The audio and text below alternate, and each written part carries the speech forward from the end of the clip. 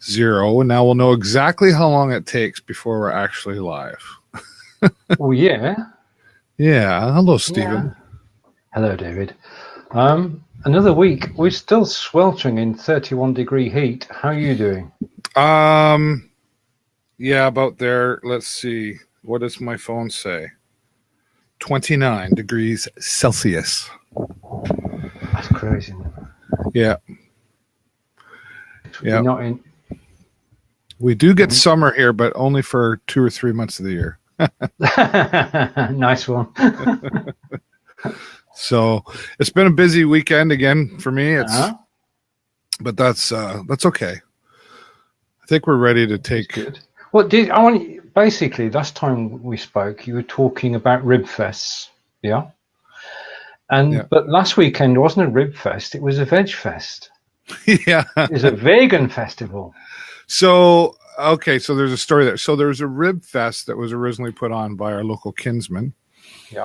And then one year they weren't doing it. So another group that puts on rib fests came into town. They're from London. And they put on a rib fest. And then the kinsmen came back the following year. Now there's 2 rib fests in Sarnia every summer. Yeah. So there was the one that you saw me at a few weeks ago. And then the other rib fest was this past weekend. And on the Sunday, I was at Veg Fest. So we had non-meat eaters at one end of town and meat eaters at the other end of town. And there's room enough for 2 rib fests, and there's room enough for 2 festivals. Yep. It's we're a festival town for sure. Did you dine at both? I didn't make it down to Rib Fest, and that was honestly was just a timing issue for me. But I was hired to be at Veg Fest. Yeah. And last year I did it. Was their first year, and they had a great year. Great weather helps for sure.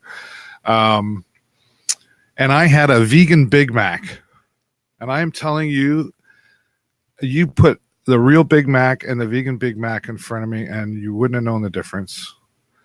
And then yesterday, so this year we did the same thing, kind of a food tasting thing, and I had the equal to a chicken burger at McDonald's.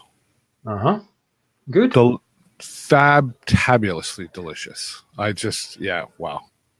So, of course, the thing behind being vegan is it's not just not eating meat because it's a healthy choice. It's about saving the lives of animals and the environment, and there's a lot behind it, right? So everything that was there was all vegan food, and the crafts and the vendors were all vegan. The clothing was all vegan. So it was interesting, and the organizers that put it on are very passionate about it, and it was a lot of fun there. There's lots of music and everything, so I was glad to be there. Yeah, so it's a learning experience as well as a job, as it were. Yeah, well, it was edumacational. Right, that's the word of the day. Then say hello to Cheryl and hello to Erin. Yeah, hello, ladies. And do we have a bot today? Oh, you know what? I put it in there. Type guest, and I didn't do it. Do I have time to do it now? We can. If you put me on screen for a moment, I'll. Yeah, you take her away, Stephen. Well, actually, I've got an agenda. It's only a small agenda. I mean, but being from the UK, one of the things I would like to talk about at the moment is the World Cup. If you're into football, soccer, as you call it in the States, England are in the semi-finals of the World Cup in Moscow. And we play on Wednesday night against the Ukraine. And if we win, we'll be in the final, which takes place in Moscow on Sunday. Now, this is a team of young players. And when they went out to Moscow 3 weeks ago, they weren't given a chance of doing anything at all. But the manager has known them since they were in their youth and learning to be professional footballers. And he's seen them all the way through. He knows how well they can play together. And he's welded a team, which, whilst it's got individual skills, is a team that works together. And we all know that teamwork is what counts. And so I'd just like to give a shout out to England, who are playing on Wednesday. That is 2 p.m. Eastern, if you're watching in the States, 7 p.m. in the UK. And good luck. I did predict that they would win 2-0 last Saturday, and they did. So that was good. I'm going to predict that they'll win 1-0 this Wednesday, and hopefully that prediction will come true as well. As David's working away in the background, he's doing Build a Bot. Say hello to RJ and to Erin and to Cheryl.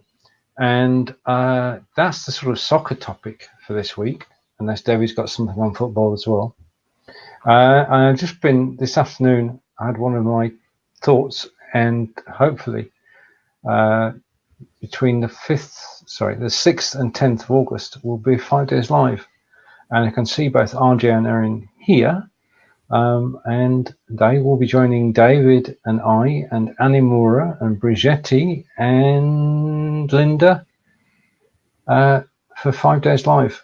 More about that once we hear from Brigetti and get a confirmed lineup, but I'm just excited that this is going to take place 6th to 10th of August, 10 a.m. Eastern each day, 5 days on live learning with RJ Redden, Aaron Strayer, David Burrows, Stephen Healey, Linda West, Brigetti Limbanda, Annie Mura, and there we are.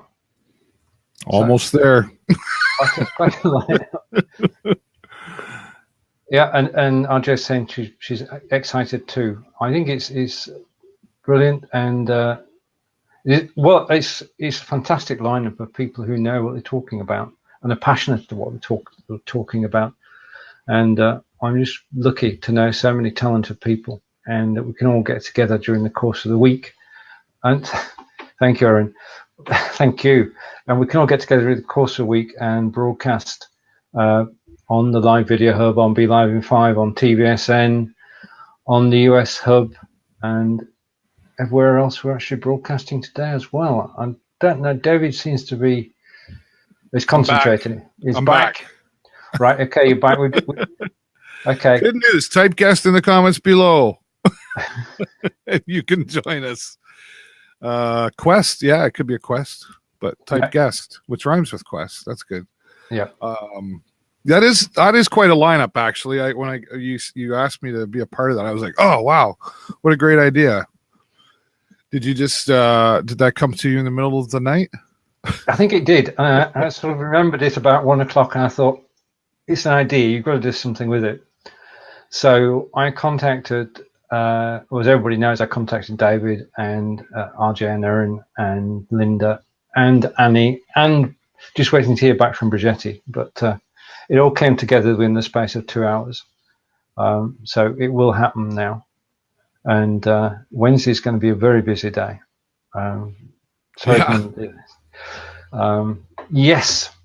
So yeah, I'm good with it. It's going to happen, and we're going to, between now and August 6th, do some promotions as well, because that's the key to this. I mean, I've seen similar enterprises. You do need to hit the ground running, and you need to have some of the people watching from the first show. So yeah, this is all good. This is a win-win for everybody, and it will promote not only the Live Video Hub, but also our individual shows as well, and our skills, and anything we want to talk about will come through in the shows.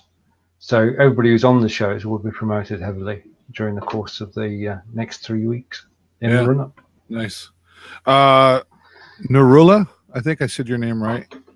Yeah. Oh, she was trying to type guest. She typed quest. Now she typed guest. Sorry. You have to type just guest all by itself, and then we'll be able to send you a link. We'd love to have you on. I have to thank you, Stephen, for repurpose.io for getting me onto that, because I got playing around and I was like, oh, why did I not listen sooner? And of course, so this show will take, it'll be transferred into audio, and it's going to go to SoundCloud. Brilliant. And then it's all going to be turned into an MP3, and then I'll upload it to Spreaker and a few others, and then my YouTubes, and then totally worth $20 a month. And I did, his name slips me, the gentleman that created it. Annie Mura. Annie, yeah, that's right. I did have a brief conversation with him, and I made sure that I told him that it was your brilliant idea to send me there. So, thank you. Yeah, that's really just a super efficient platform to have when we're doing what we're doing, as much as we are, right? Oh yeah. It's just as long as I type in so I have it set up for this, the broadcasting to your community 2018. That's the hashtag. So when I put that in, it'll automatically go to that. And with the show live. So I've got it set up with that. Yeah, it's brilliant. That's all I can say. Great. Yeah. So if you're doing any of that sort of stuff like what we're doing here today, that's what you should do. Go to repurpose.io. Yeah. It just simply works. It's very well crafted, and it's so simple and straightforward to use, but powerful too. And Annie will be on the shows on the 6th to 10th of October. It's all coming together. It's all coming together. Yeah. Now, I just want to say for a moment, and I'd really talk politics on our show, but it's 2 minutes if you indulge me. Absolutely. In June 2017, we voted to leave the EU, which is the Economic European Union, which is basically a trade organisation, plus, but who described as that. And we've been members there for 40 years. And we voted to go in, and in 2016 we voted to go out. Now, nobody can see the sense of going out apart from a group of people. 52% of the country said, yes, we want to leave. So majority rules, and we will be leaving in March 2019. But our Prime Minister had a cabinet meeting last Friday, and it ran from 10 in the morning till 10 at night. And there was no fly on the wall, no reporting from it. And the cabinet ministers couldn't leave till 10 o'clock at night, so weren't able to say anything. But today, we've got a phrase in the UK, shit hit the fan. And two of the cabinet ministers have resigned. Oh, wow. And the Prime Minister is trying to paint over the cracks. But have you heard of Boris Johnson? The name. Yeah, the name, yeah. Okay. Boris Johnson you will have heard of, because he's he's good on television. He's good for one-liners, so he always makes the news. He and David Davis have resigned as cabinet ministers, so our government is in disarray at the moment. Wow. And we've no idea what's going on. So let's hope they get that sorted out quickly. History is being written by the sounds of it. Today, history, definitely, since Friday, things have gone totally wrong for our government. What caused this? Right, okay. We trade with 27 other countries in Europe. And when goods go from England to France or England to Germany and vice versa, there is no duty. Yeah. So it's a free trade zone, and it's a 28-country free trade zone. And we're leaving that trade zone. And that means that the other countries have got rights to charge tariffs. So, for argument's sake, Japanese car makers have got plants in the UK which were part of Europe, but they won't be part of Europe anymore. Okay. So when they ship parts from the UK to, say, Germany, there'll be a tariff put on, a duty, 4 or 5%. Not okay. When the Germans send it back, there'll be a tariff put on, 4 or 5%. All of which makes us uncompetitive, makes it very difficult. And we, of course, there's a fine ointment as well. Ireland as a country is split in two. Okay. And Northern Ireland is part of the UK, Southern Ireland is part of the EU, two separate countries. Yep. And there isn't a fixed border between them. There's no wall. Okay? If you go on a 10-mile journey on a road in Ireland, you can go north-south, north-south, north-south about 20 times in the space of 10 miles. So there is no border control. Right. And the EU said, well, if Northern Ireland is leaving and Southern Ireland is staying in the EU, there's got to be a border control. Nobody thought this through. Nobody thought that we'd actually vote to leave the EU, so nobody has a plan. And it is a right mess. And the two cabinet ministers who resigned today resigned because they don't agree with what is being called a soft Brexit, where we stay and there is still no duty. Mm-hmm. But it's like being a member of a club, but having no say in the club rules. Right. So they're really standing their grounds here and saying, not putting up with this. It's interesting. I guess the direction or the layout works a little different over here, but of course we're kind of going through the same thing with the United States right now. With Trump put on a whole bunch of tariffs on metals, and it was it's a big mess, or they're calling it a big mess, whatever. And then, of course, Canada retaliates, does the same thing. So it's all, it's NAFTA and the North American Free Trade Agreement and all this. So history is there's a lot of big changes happening in the world right now. Well, true. And a lot of them are actually coming out of America, because we talked about the Europeans being a mess. But, I mean, it's a trade war. There's a trade war between the US and Canada. There's a trade war between the US and the EU. There's a trade war between the US and China. And the common thread through all that is the US imposing tariffs. Mm. And basically, you from an economics point of view, you impose a tariff to protect your own workers. So, for argument's sake, if you're importing steel and you have the capacity to make steel cheaper in your own country, then you put a duty of, say, 10% on the steel coming in, so it's more expensive than homemade steel. And the idea then is that people will buy homemade steel as opposed to foreign-made steel, and everybody wins, apart from the foreign, and they don't really matter. But that doesn't work. There is a big solar panel industry globally, yeah. But the leaders of the solar panel industry are in Europe and in China, and they've now got tariffs on their goods, which means that they are more expensive to import into the States. The unfortunate thing is that tens of thousands of installers in the States are actually installing these panels for people. And where do you think their panels are coming from?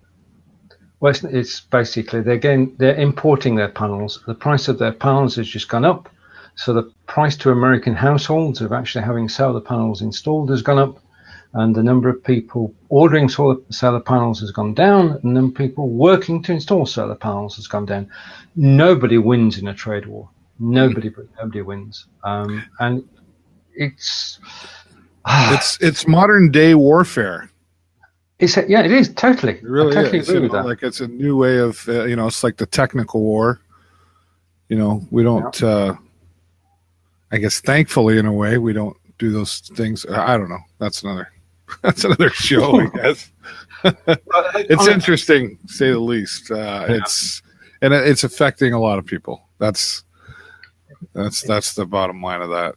It is, and I mean, the price of bourbon's gone up. And that can't be good, can it? That is unacceptable. Exactly. It's striking.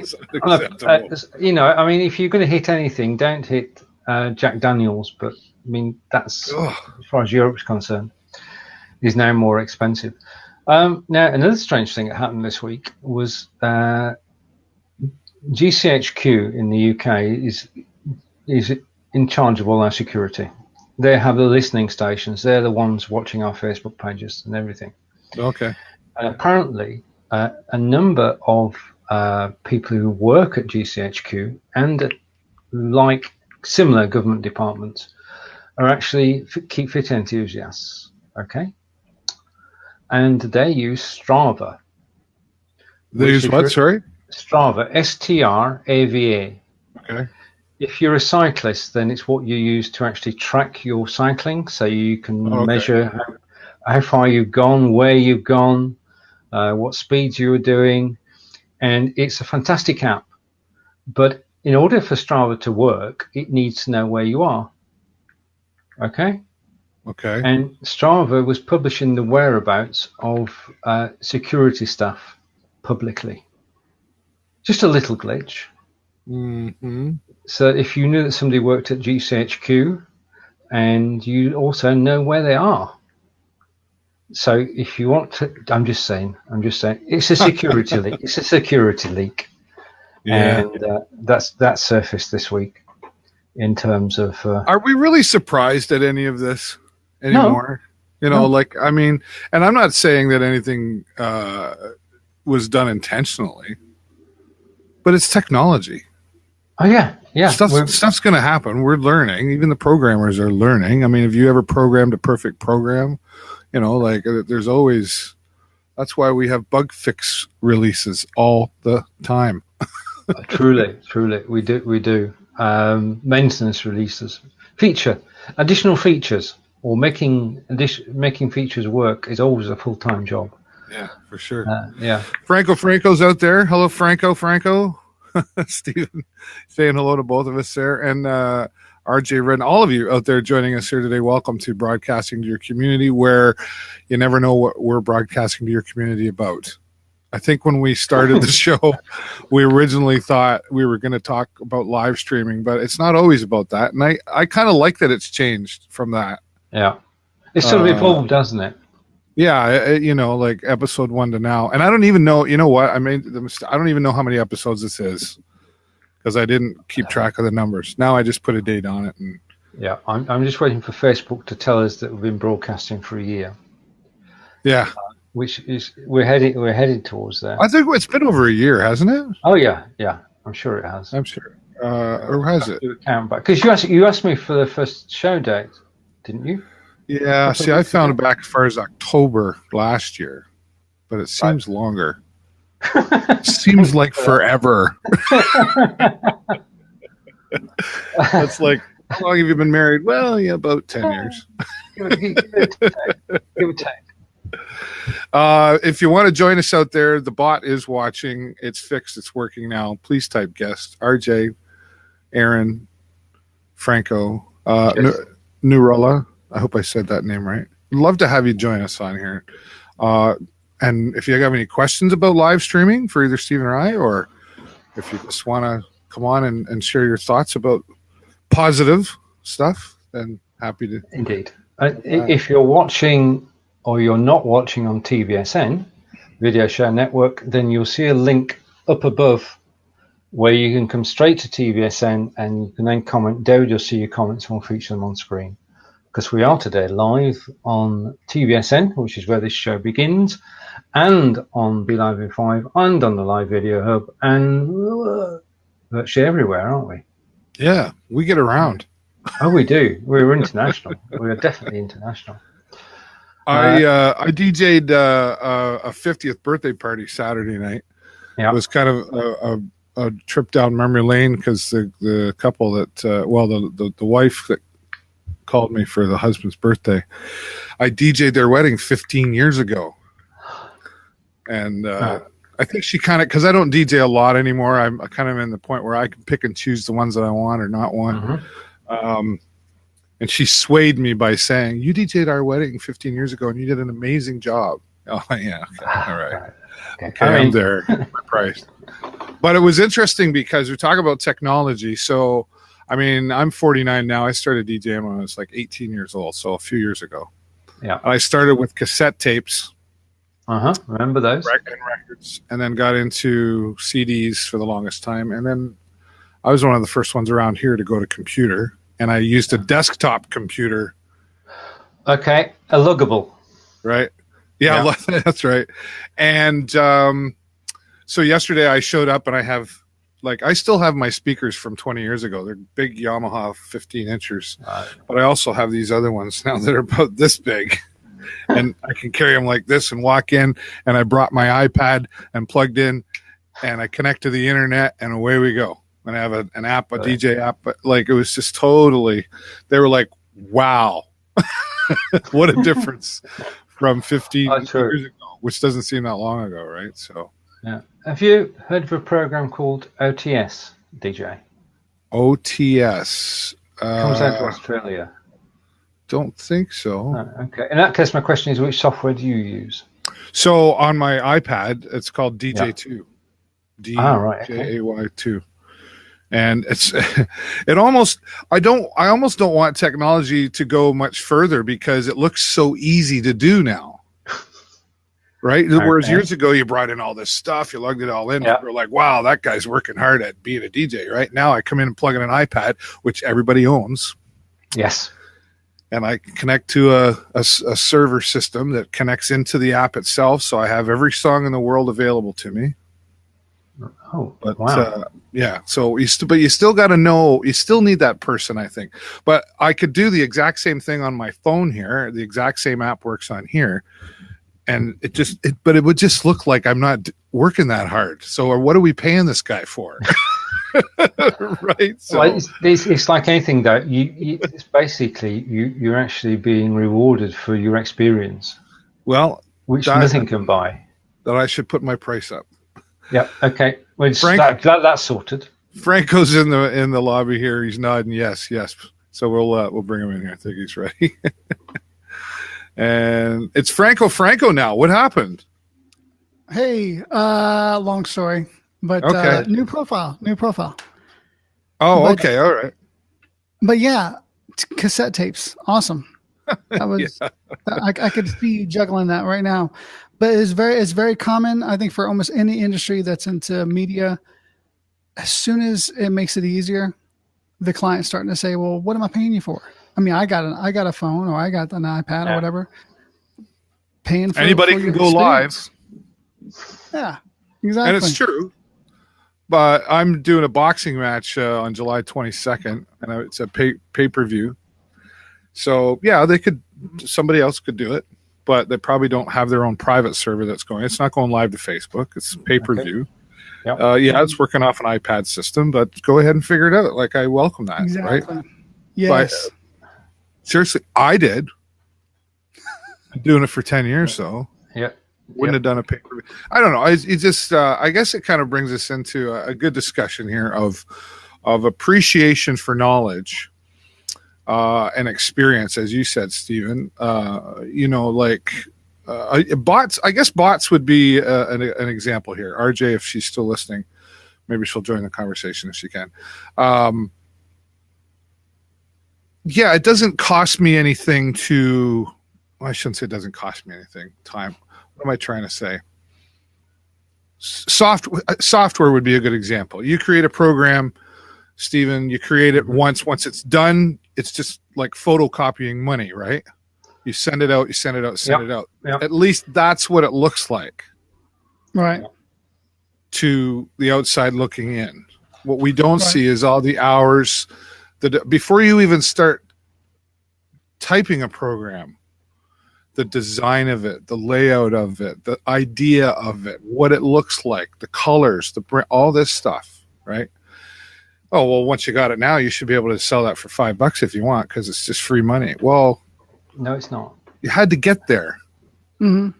Well, there are two reasons for developing. One is to develop because you want to create a program which will help people and you can do it for free. And the second is to develop commercially. Now, I do both. And in terms of a commercial program, you've got to do your research first. I know Jason says you've got to sort of get the story out of people. It's the same with software. If I said to you, how do you run your business, and you're a manufacturer, then you would say, well, we buy raw materials in, we process them, we send the finished goods out. And that's the 3-line story. But it's what lies behind that. And you've got to dig in and find out exactly what happens. How do the raw materials arrive? How are they ordered? Is it a repeat order?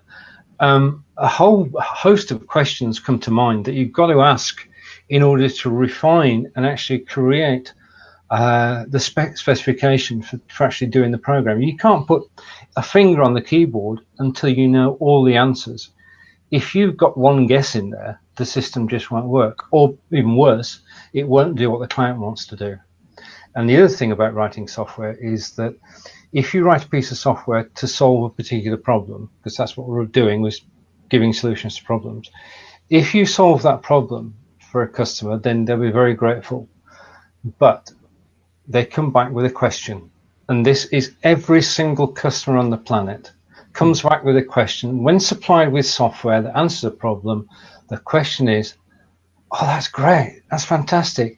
But what if, and it's the what if question that is both a downer because you've done your darndest to actually create the perfect piece of software, but it's also a lead into selling more software. Yeah. What if we could play videos during our broadcast? Like one of those what ifs? That's a what if. I'm still working on that. What about the feature that you didn't think to put in there? Yeah.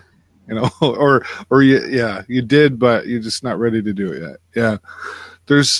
Yeah. I do some social media management too, right? Not a lot of it because I obviously only have so much time in a week, but that sometimes is a struggle to, like if you don't understand the difference between a reach and a view and a page view and a like and all this stuff, like for me so I can sit down and show it to you. But but the people I deal with they're like, I don't want to deal with this. That's why I'm paying you. Yeah. Which is a good client. Yeah. But then they sometimes want you go back and show them, well, what have you done? Well, I have no problem with that. The difficult part in that is getting them to, if you don't understand how it works, you might go, well, that doesn't seem like very much for what I'm paying you. But I have to get you there. If I'm starting you a page with 5 likes and I'm up to 150 in a month, that's pretty good based on percentage growth, right? So frankly, you had a thought? Yeah. If sometimes I run across a client that's like, okay, well, what is your hourly rate? I don't do an hourly rate. I do it by project. Well, how much time will you be spending on it? Well, quite frankly, it depends, but most likely it's going to take X, Y, Z. Well, that's not very much time. And then I realize, you know what? How about I just pay you hourly and I take my time until I reach the bill, the amount that I just said, or would you like for me just to go ahead and do it quickly and get it over with? Yeah. Either or. No. I mean, that's basically what a person's paying you for. They're paying you for your talent, your ability, and your experience. And giving them results, right? Exactly. So those are, to me, those are the nickel and dime clients that, which I totally understand. Everyone's, has to cross their T's and dot their I's and, keep up with money and budget. But sometimes I have to, for me and what I do, I have to ask myself, is this really the right client to be working with? Can they really afford me? Or would it be better that they go down that long road of learning themselves to see the value of what I can bring or what another professional in my industry can bring? Right. Well, I find too sometimes, well, I have a client right now, and it's okay if she is watching. She probably isn't watching because she doesn't know how to get on Facebook, but maybe her daughter does. But anyway, one of the things that came across is, well, maybe I shouldn't be doing this right now, having you do this right now because I'm not that busy. Right. And I'm like, so you don't have a lot going on right now. I get that. That to me is probably a reason why you should be doing this. Like I find, I'll give an example. There's an art festival that happens here in Surrey. It's called Artscape. And every year they have me, you'll see me doing some live stream stuff, whatever. Well, one of the things I said to them about their page was, I said, Artscape comes on in August. So at the beginning of August, I start seeing some action on your page leading up to the event. And then the event is over. And then I don't see anything on there for a whole year. Yeah. And to me, that's like, you might like, if I go to that, that's like going to a website that hasn't been updated. Right. If I see something that hasn't been updated, I go, this looks like a mess. Or the flip side of that is the client that says, well, we're doing really good. Sales are good. We really don't need to do it. For me, we really don't need to take that extra step of promoting, marketing, creating content. Do you know what I say to that client? What's that? Have you ever heard of McDonald's? Have you ever heard of McDonald's? Well, yeah. Exactly. Yeah. Everybody's heard of McDonald's. The whole world's heard of McDonald's. So why do they keep advertising? Yep. Yeah. Because they don't want us to forget about them and go over to Wendy's. Right. Front of mind. You know, and I'm not saying, like, I get budgets and everything, you know, sometimes it's, well, you know, it's really if they say, well, whatever reason they give you, it's really a money thing. Typically, I think, you know, it's or they don't see the value in it. If they don't see the value in it, I just go, I'm sorry, you don't see the value in it. Here's my number.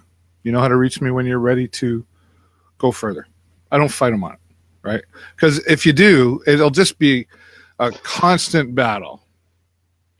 If you person you're working with loses interest, then you're bound to lose interest yourself, because you can't push people, can you? They've got to do it willingly. They've got to do it because they want to. They've got to do it because there's something in it for them.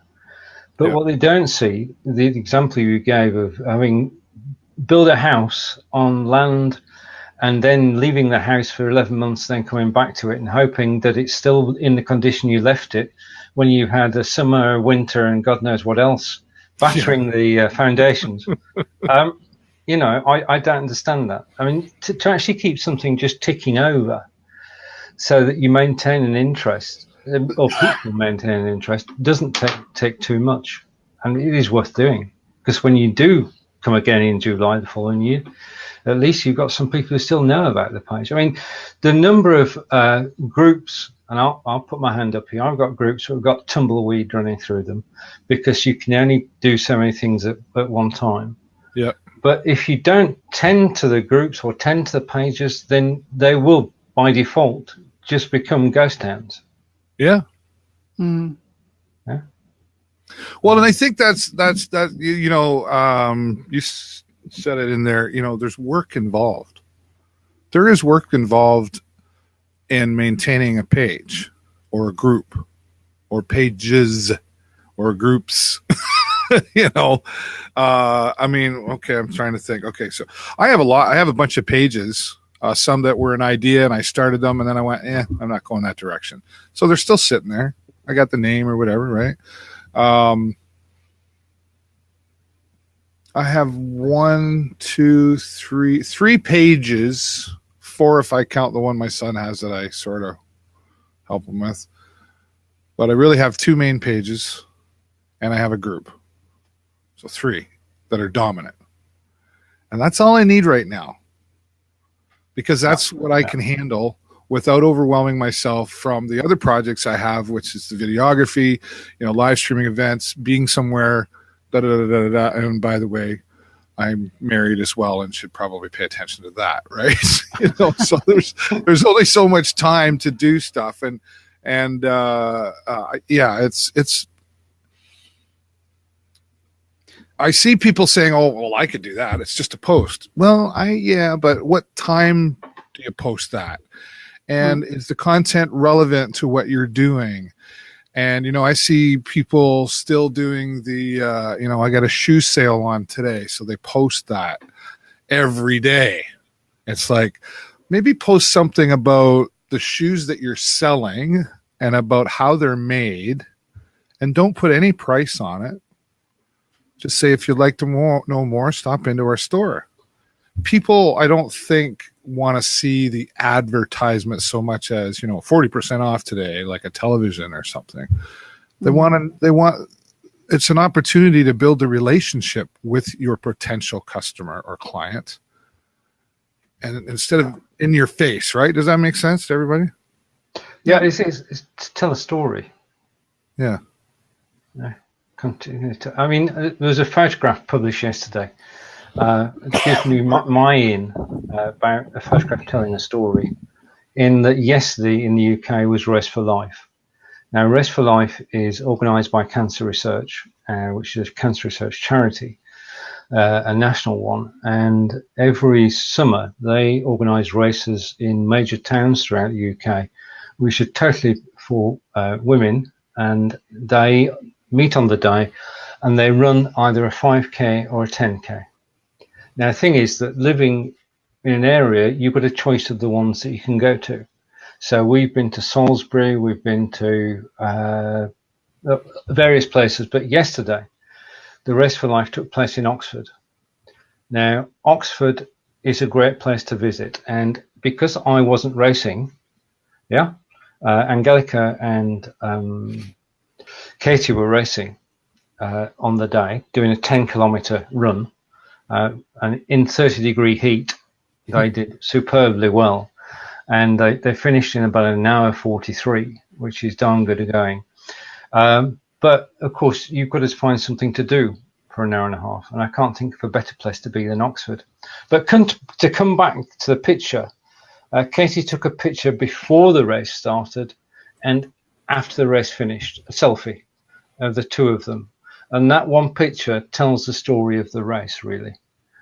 Because you start off looking fresh as a daisy, and after running 6 miles, you're not so fresh. And that was my photograph of the day, really. Yeah. Well, I'm sorry, go ahead. No, sorry, Jason. Okay. Just kind of getting to the clients and the effort and the work. I heard a really good quote. I cannot remember who I was listening to. It was on Facebook. I think it was John something, and he put in so many words. Everyone wants to have success in their business. Everyone wants to be able to grow and prosper and do well, and flourish, right? But what have you done to earn that reward? Like he used example as a farmer goes up to an open field to want a crop to grow and to be able to harvest it. But if he doesn't put in the seed and he doesn't put in the work, well, then what has he done to earn that? He may want it all he wants, but there's a big difference in putting in the work and making those efforts along the way, versus just saying, I would rather it just happen and take the easy route. Well, if a farmer let his crops go, then all he would reap at the end of the growing season would be weeds. Yeah. Yeah. So that's a good story. And I can see the point there that you do have to keep tending the garden or the allotment or the farm for it to actually flourish. It's the same with social media. Yeah, well, a good point in there too, what you just said, Stephen, is maintaining. You can grow something and it starts to do well. A business is a good example, right? You can grow it, you build it, you plant the seed, you harvest all that stuff. But then it's like, wow, okay, we're doing really good here. And I think some of the mistake that some people make, and this can relate to social media too, is we get going, right? And it's going really good, and then it's just nice and comfy in this chair here. We settle. And then we just lean back and go, yeah, life's really good. And that'll happen. That'll stay for a while. And all of a sudden we wake up and we go, what happened? Mm-hmm. That's right. It's work. It's got to be handled. And it's not just, anybody can make a post on Facebook. Absolutely. Okay. Did you see what RJ said? That's very good. If you don't want to pay for a professional, try hiring an amateur. Yeah. True. Very true. You'll save money in the long run, I promise. Yeah. Well, I think it's one of those things like, anybody can make a post on Facebook or Instagram or YouTube, or it's not hard to figure out how to make a post. But we all know there's a lot more to it than that. And that's what you're paying me for. Mm-hmm. I mean, what we all ideally work towards is a situation where we're on social media, we're seen on social media, and if somebody asks the question, who would you recommend, they will recommend you. And if we get to that point, then that's the job done. But you still got to keep going. You still got to make and then build your network and grow your network and keep people interested in what you're doing.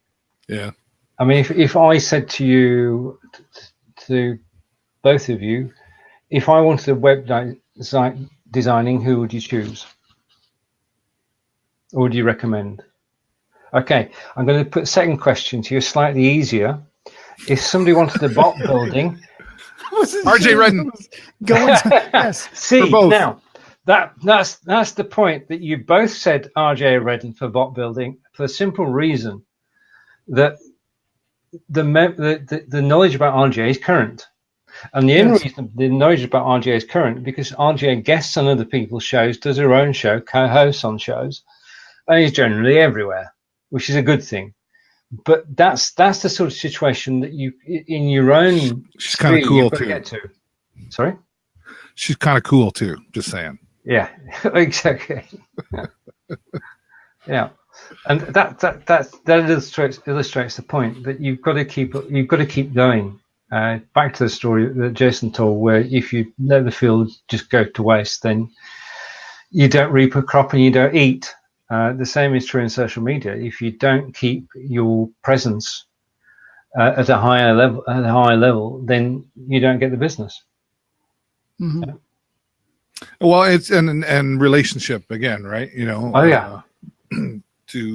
Stephen taught me to be everywhere. Yeah. Thank you, RJ. Yeah, I'll leave that alone. I was gonna have fun with that. Stephen is everywhere. Stephen's everywhere. He's a tramp. He's a social media tramp. That's what I tell people. They say, "Oh, you got to get around." Eh? I said, "Yeah." Yeah, but to go with the song, with a little help from my friends, that's what it's all about. Yes. Yes. I think I went away to in March to a town just outside of here, probably maybe about an hour, 20 minutes from here, called Leamington, and it was a tourism conference, and I was fortunate. My local tourism people sent me down there, and one of the main themes, or the main theme, was collaboration. Mm-hmm. Learn to collaborate. Now, collaborate with the right people. But this town was there was maybe I think it was about 24,000. Mm-hmm. Or no, we left Leamington, we went to Amherstburg. It was about maybe 20,000 people. There were 2 butcher shops in this tiny little town, and they learned to collaborate. They were at opposite ends of town, but they collaborated with each other. They promoted each other. It was really interesting to see, and that collaboration, I think, is something. At least I see a lot of it here in our world here of live streaming and social media. Hashtag is a social media tramp stamp. That's what I was laughing about. That's good, RJ. That's really good. I never thought about that, but yeah, totally. A social media tramp stamp. That's hilarious. See, and that's why we like RJ. She has a fantastic sense of humor as well. And she collaborates. I'm so still in that. That's good. I think it's interesting to see what's happening between Facebook and Instagram right now. Of course, Facebook owns Instagram, but are either one of you active on Instagram? Like strong, or you just kind of? Well, I have an account. And as far as I always treat, this is just me. This is how you perceive a social network. I've always treated Instagram as being my personal images. Okay, so it's photographs that I've taken on my travels, and it's for me and my family, and it's incidental that anybody else sees them. I don't use it on a commercial basis. So I'm not. When I saw the bright, shiny new object of Instagram TV, IGTV, and you could do videos an hour long, I just wasn't tempted, and that's because I use Instagram as personal. Yeah. For me, I do a lot of for my day job. I do a lot of behind the scenes, so that fits for me real well.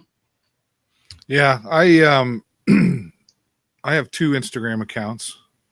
So one is TVSN World, and the other one is just me. And I was using the TVSN. Well, I'll tell you what I was doing. I was sharing it to Instagram, and then I could turn it on so that it automatically shared to a Facebook page and a Twitter automatically. Okay. So it was a time saver for me. Now, because the example is the Sarnia Sting games. Mm-hmm. It's very quick. I'm taking a picture and I'm putting a logo in there and whatever, the score, whatever. And then it's kind of a one click and it shares to multiple social medias for me. And I've had the conversation with some different social media, like people that's all they do. And they were like, don't do that. Right. Don't share from one to multiple because people know you're not really there. Yep. And the other thing they mentioned was they're like, well, you're sharing the exact same thing everywhere. So it's kind of, and they're like, we understand, you're trying to more eyes, want more eyes to see it. Right. But when you talk about engagement and you want the engagement from your people, you need to really engage with them. So instead of thinking of it like a post, and I went, that kind of makes sense to me. So now when I was like, well, even though it's a Sting game, though, I'm just sharing the scores or whatever. They're like, doesn't matter. Share it one place so they know they have to follow you there during the game, or at least have some guidance to, follow me over here or whatever. But I found I was like, I never really thought about it that way, right? The other thing that I found too was with my personal, as someone who's considered an influencer, right? Mm-hmm. They're happy to just see me. I don't mean me. I just mean they're happy to see what I'm doing. Yes. As Dave Burrows. Yeah. Not as the Video Show Network or the show. Just what's Dave doing? We know who you are, Dave. We know what you're doing, and that's why we're following you. So we don't need to see all of the commercial side of stuff. So, yeah. I think that's spot on. That you if you don't have to mix the personal and commercial, you shouldn't. Yeah. And I'm sorry. Go ahead. No, you go ahead, Franco. And in there lies the reason why you see Franco. Yes. Yeah. Yeah. Because Jason Franco, the other profile is all the warm and fuzzy family stuff, and I wanted just a place where it's like-minded. And I know you can post on Facebook and exclude some people and all this other stuff, but I was like, it was just too much flipping back and forth in my head. Yeah, and so it just made a whole lot more sense to this group of friends that I can be me and I can cut up and joke about whatever it is that has to do with tech and all this other stuff that I'm into. I can communicate with them just fine, different from, my daughter having to go to the ER room because she was dehydrated in the heat. And so that's friends and family, and they immediately connected me different, So there it is. Yeah. Well, that comes down to too for TVSN World or Dave Burrows. I'm struggling a bit there. I think I talked to you a bit about it, Stephen, last week about, when I'm doing the Video Show Network and it's me, they're like, hi, Dave. And I'm like, I'm not Dave. I'm not Dave. Right. It's the Video Show Network. Right. So, and as the Video Show Network has changed as well from, originally being about local in Sarnia here to now with the cross posting, it's like from all over the world, which is what I always really wanted, quite honestly. I've shifted gears a little bit, and it's now like, so when I was at Veg Fest, like I typically before cross posting, I would have put that live on the Video Show Network because that was about the community. Yeah. I had more people say to me too, you're the show. That's what I know. You're the show with David Burrows. You're the show. You're the brand. And so now when I go live at Veg Fest or Rib Fest or whatever, I go live on the show. Yeah. When it's local and it's Sarnia, there's David Burrows and he's the guy that's everywhere, and that's where we recognize. So that's where it goes out live too now. Mm-hmm. So, and to come to this back to the Sting games, and I'm open to suggestions, but I'm not sure that me sharing the score of a game on Instagram or Facebook is really relevant to anybody, because if they're following along the game and they're not there, they can get the score. So put your face on it is what I would do. Yeah. But should that be the show or the video show network? And I think your viewers already said you're the brand. That's right. That's right. So that's where I think, coming up in the future, it'll be the show. Yeah. Yeah. Kelly Ellis I'm sorry, go ahead. No, I was just saying I've gotten a bunch of people used to the video show network.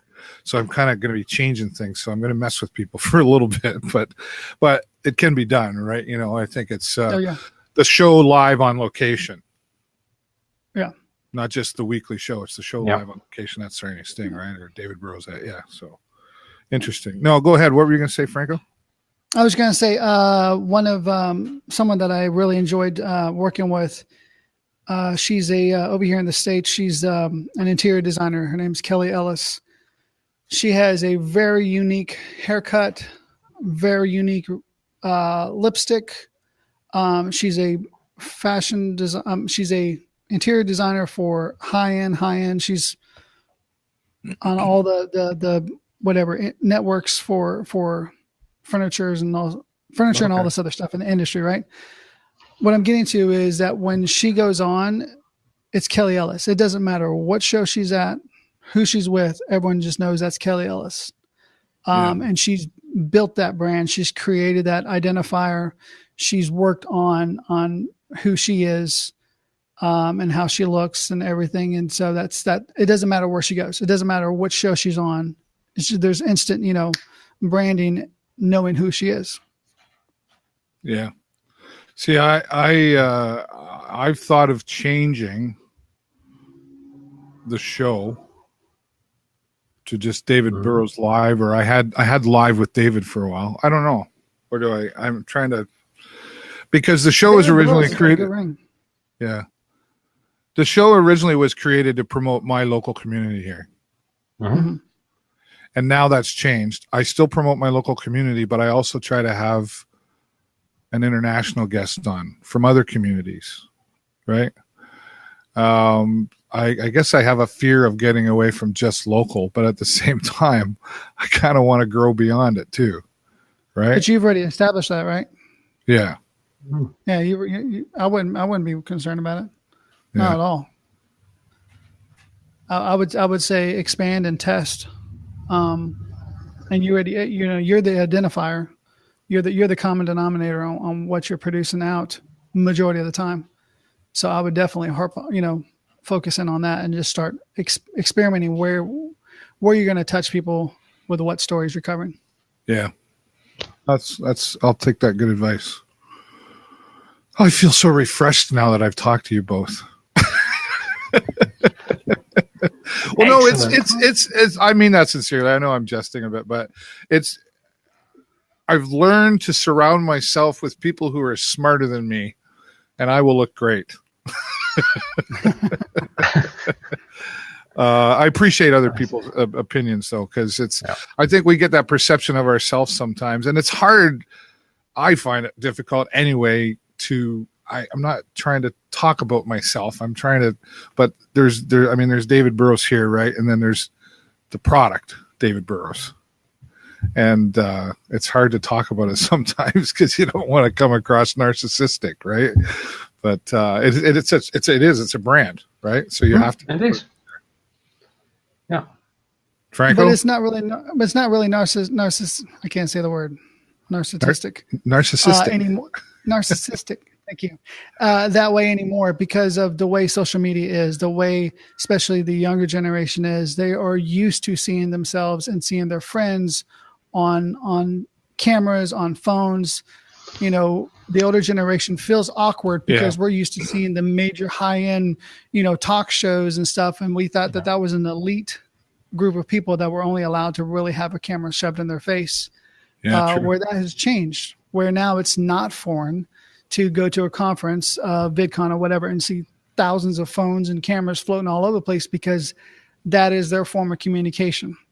Yeah. So that's kind of a stigma that the older generation has put on ourselves to feel like, okay, what right do I have? Or am I showing off? Am I boasting? Am I being narcissistic? I can't say it. that's a struggle that mentally we're struggling with that an older generation won't. I'm sorry, younger generation won't. Yeah. Well, hence the selfie, right? Exactly. Yeah. Yeah. Well, that's a good point. Steven, I'm we're good. near the end here. Look what happened again. I think we need to do a 2-hour show. I just a word, an advance warning. There is a show being planned for November 23rd. Not by me, I hasten to add, but it's a charity show. And yes, indeed, and our friend Fonz on November 23rd will be presenting a marathon charity show. He's done charity radio broadcasts in the past, but he's so taken by BeLive.tv that he is currently organising a 20. Well, I'm not sure whether it's 12 or 24 hours, depends on what happens, I suppose. But if you are interested in being on the 24-hour show, if you search for Fonz on Facebook, there is only one Fonz. That's the real Fonz. And if you search for Fonz on Facebook, you find him. Have a chat with him. Say that David and I sent you, and you'd like to be on the show November 23rd. I'm sure he would appreciate all the help he can get. Yeah, he reached out to me the other day, asked me if I'd be a part. I was like, sure, absolutely. That sounds like a lot of fun and for a good cause. And Fonz, we've certainly enjoyed having him in the BeLive community world, since he's discovered BeLive, and he's been on my show, your show. We've been on his show. It's just another great new part of our relationships here. So definitely check him out. Thanks for that. Franco. Thanks for joining. Thank you. Appreciate you both being here. And thanks to everybody who's been watching. We appreciate you. And if you really enjoyed this show, type 10. We want a 10 down in the comments below. None of this 5 stuff. We want the 10s, right? I'm trying to get Owen on here one day, right? So I can tell him we go for 10s, not 5s. Owen's awesome. Check out Owen Hemsmith, Owen Video. Thanks everybody for watching. That's it for this week. Except I will be live again later this afternoon at 3:30, where I will have 2 local guests and an international guest on the show live today at 3:30 Eastern. There's my plug. Thanks everybody. Bye for now. Bye for now.